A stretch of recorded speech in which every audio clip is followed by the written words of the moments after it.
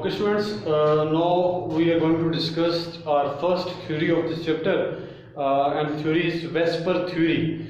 VSEPR stands for Electron Pair Repulsion Theory, VSEPR, Electron Shell, Valence Shell, Electron Pair Repulsion Theory.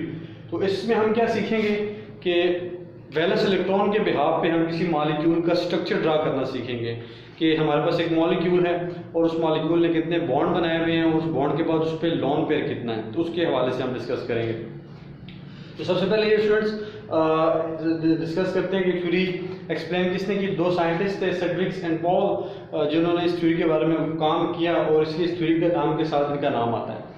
तो सबसे पहले हम discuss करेंगे इस थ्योरी के पॉइंट्स, मेन पॉइंट्स क्या हैं, कि उन पॉइंट्स को ही समझ के हम किसी मॉलिक्यूल की शेप को प्रेडिक्ट कर सकते हैं असल में। ठीक है, तो आपने इन पॉइंट्स को गौर से डिस्कस करना है, समझना है। तो पहले पॉइंट की तरफ चलते हैं। मैंने बोर्ड पे ऑलरेडी कुछ पॉइंट्स मेंशन किए हुए हैं। पहला पॉइंट क्या कहता है, शेप ऑफ मॉलिक्यूल, किसी भी मॉलिक्यूल की जो शेप है depend upon the number of valence electron, कि इस मॉलिक्यूल के वैलेंस इलेक्ट्रॉन कितने हैं, क्योंकि वैलेंस इलेक्ट्रॉन ने ही बेसिकली डिसाइड करना है कि इस मॉलिक्यूल ने कितने बॉन्ड बनाने हैं और बॉन्ड बनाने के बाद कितने इसके पास इलेक्ट्रॉन बचेंगे। जैसे फॉर एग्जांपल मैं कोई एग्जांपल आपको देता हूँ क्लोरीन की आउटरमोस्ट शेल में 7 इलेक्ट्रॉन है, तो ऑक्टेट रूल के मुताबिक क्लोरीन एक बॉन्ड बनाएगा और उसके पास टोटल कितने 6 इलेक्ट्रॉन फ्री बचेंगे। 7वां इलेक्ट्रॉन उसने इस्तेमाल किया था अपना ऑक्टेट कंप्लीट करने के लिए। ऑक्सीजन की वाटर के अंदर मिसाल ले लेते हैं, ऑक्सीजन की आउटरमोस्ट शेल में 6 इलेक्ट्रॉन है, तो इसलिए 2 बॉन्ड बनाता है, 2 इलेक्ट्रॉन शेयर करता है, तब इसका ऑक्टेट कंप्लीट होता है। तो 2 शेयर करने के बाद इसके पास 4 इलेक्ट्रॉन बचते हैं। तो इसलिए किसी भी मॉलिक्यूल की शेप को प्रेडिक्ट करने के लिए ये चीज़ है कि shape of molecule depend upon the number of valence electron. उसके बाद दूसरा पॉइंट है, वो कहता है कि electron pair in the valence shell tend to repel each other. कोई भी मॉलिक्यूल है उसमें अगर वैलेंस इलेक्ट्रॉन है, वैलेंस वो इलेक्ट्रॉन जो फ्री पड़े हुए जिन्होंने बॉन्ड नहीं बनाया उनको वैलेंस इलेक्ट्रॉन कहा जाता है।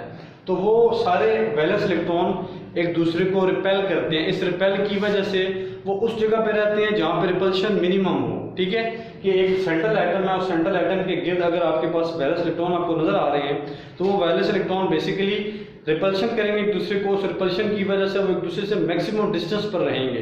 तो ये बात भी हमें हेल्प करेगी किसी मॉलिक्यूल की शेप को प्रेडिक्ट करने में।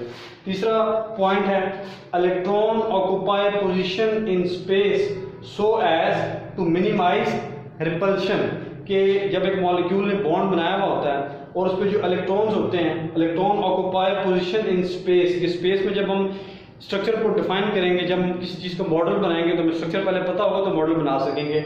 इसलिए electron occupy position in space so as to minimize repulsion. जैसे फॉर एग्जांपल एक एग्जांपल दी हुई है मीथेन मॉलिक्यूल, जिसमें हमें नजर आ रहा है कि एक कार्बन ने 4 हाइड्रोजन के साथ बॉन्ड बनाया है। अब हमने आगे शो किया है कि एक कार्बन के पास टोटल ये 4 इलेक्ट्रॉन थे। क्योंकि ये सारे इलेक्ट्रॉन हैं इसलिए रिपल्शन है इनमें और ये आपस में मैक्सिमम डिस्टेंस पर रहेंगे जहाँ पे इनके दरमियान रिपल्शन मिनिमम हो। उस रिपल्शन को मिनिमम करने के लिए ये एक टेट्राहेड्रल शेप बनेगी इस तरह की, कि ये कार्बन है, इस कार्बन के साथ एक हाइड्रोजन, फिर दूसरा, फिर तीसरा, फिर चौथा। क्योंकि ये 3 डायमेंशनल स्ट्रक्चर है, यहाँ से हमें देखने में नजर आ रहा है कि इसका और इसका स्पेस बहुत कम है, इसकी और इसकी स्पेस ज्यादा है, लेकिन असल में ऐसा नहीं है। 3 डायमेंशनल स्ट्रक्चर में अगर हम इसको ड्रा करें तो इसका स्ट्रक्चर कुछ इस तरह का बनता है कि अगर हम एक मॉलिक्यूल ये है, दूसरा मॉलिक्यूल ये है, तो तीसरा मॉलिक्यूल, अगर लेट्स सपोज 3 की मिसाल लें तो आपको इधर से इधर, इधर से इधर और इधर से इधर स्पेस इक्वल नजर आएगी। लेकिन जब हम इसको ड्रॉ करते हैं तो हमें देखने में, क्योंकि 3 डायमेंशनल स्ट्रक्चर है, देखने में लगता है कि इसकी स्पेस कम है, अदरवाइज ये सब की स्पेस इक्वल है। इसीलिए हमने कहा कि electron occupy position in space so as to minimize repulsion.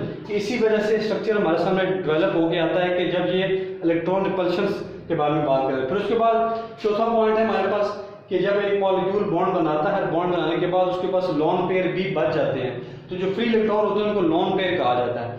तो जब एक मॉलिक्यूल में एक से ज्यादा लॉन पेयर होगा तो वो लॉन पेयर जो है, अगर एक से ज्यादा लॉन पेयर है तो 2 लॉन पेयर आपस में रिपल्शन क्या करेंगे, तो उस रिपल्शन के हवाले से एक्सप्लेन करेंगे। Lone pair repulsion is maximum, ठीक है। तो हमने यहाँ पे ऑर्डर लिखा है कि उस मॉलिक्यूल जिसमें सिर्फ लॉन पेयर बचे हुए हैं, वो लॉन पेयर और लॉन पेयर की रिपल्शन जो है उस पेयर की सबसे मैक्सिमम होती है। फिर लॉन पेयर बॉन्ड पेयर के ऑर्डर आता है, फिर बॉन्ड और बॉन्ड का, जैसे इस स्ट्रक्चर में आप देख सकते हैं कोई लॉन पेयर नहीं है, सारे ही बॉन्ड पेयर हैं। तो ऐसे ही स्ट्रक्चर, जैसे हम एग्जांपल लेते हैं वाटर की, जो हमने पहले की वाटर की एग्जांपल ली।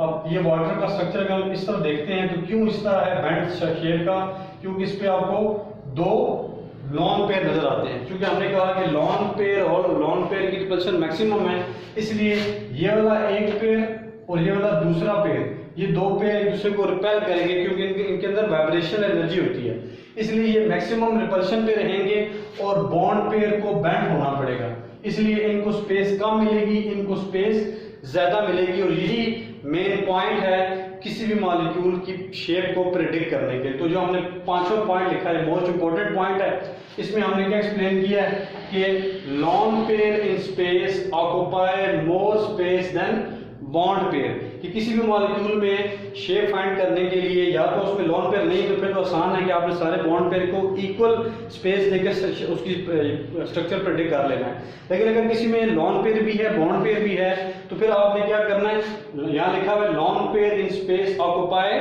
मोर स्पेस देन बॉन्ड पेयर। जैसे मैं आपको मिसाल देता हूँ वाटर के ऊपर, मैंने वाटर की मिसाल दी क्योंकि वाटर छोटा मॉलिक्यूल है, समझने में आसान है। तो इसमें आप देख सकते हो कि ऑक्सीजन सेंट्रल एटम है और सेंट्रल एटम ने दो बॉन्ड बनाए हुए हैं और ये इस पे लॉन पेयर है। तो लॉन पेयर को, एक लॉन पेयर ये है, दूसरा लूप बनाया हुआ है लॉन पेयर का, ये सारा एरो शो कर रहा है मोर स्पेस है, ये सारी क्या है मोर स्पेस के इस सारे हिस्से को लॉन पेयर ने ऑक्यूपाई किया हुआ। ये थोड़ी सी जगह क्या बन चुकी है बॉन्ड पेयर, ये क्या है ये बॉन्ड पेयर है। तो इसलिए जब ये चीज हमें क्लियर होगी तो हम मैक्सिमम 90% तक शेप को प्रिडिक्ट कर सकते हैं कि हमने क्या किया, लॉन पेयर ने मोर स्पेस दी, बॉन्ड पेयर ने कम दी, क्योंकि इसके पास हम ऊपर लिखा है लॉन पेयर रिपल्शन मैक्सिमम होती है, इसलिए इसने ज्यादा स्पेस ऑक्यूपाई करनी है, इसने कम स्पेस ऑक्यूपाई करनी है। ऐसे एग्जांपल हमने ली अमोनिया की। अमोनिया में देखो नाइट्रोजन ने 3 हाइड्रोजन के साथ बॉन्ड बनाया है और एक इसके पास पेयर है। उस एक पेयर के होने के बावजूद इस पूरी एरिया को लॉन पेयर के लिए मुख्तस कर दिया गया है और ये छोटा सा एरिया बॉन्ड पेयर के लिए। तो अगेन वही थ्योरी आ रही है कि lone pair occupy more space than bond pair. तो जब ये पांचवा पॉइंट आपके माइंड में रहेगा तो आप हर किस्म की शेप को फाइंड कर सकते हो। तो ये दो पॉइंट्स इस के साथ एक्सप्लेन किए गए। स्टॉप।